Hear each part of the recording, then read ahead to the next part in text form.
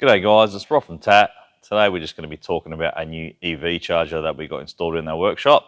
I'll show you what it is.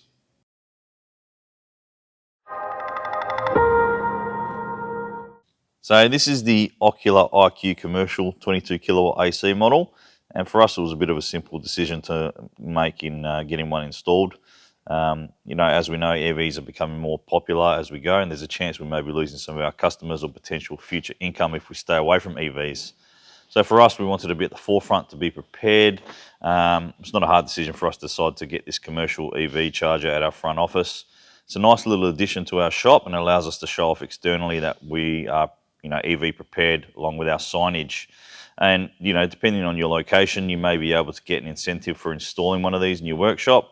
For us in WA, there's the Charge Up WA grant, which is great as you don't have to foot the whole cost yourself. If you're interested in one of these, look into your state's government grants and see if there's something available for you. And this, along with investing in safety equipment, tooling and training, will make sure that we stay at the front of the curve and be prepared for the EV phase. And don't forget, TAT is hosting EV hybrid training coming to you soon, and all the dates will be available in the video description.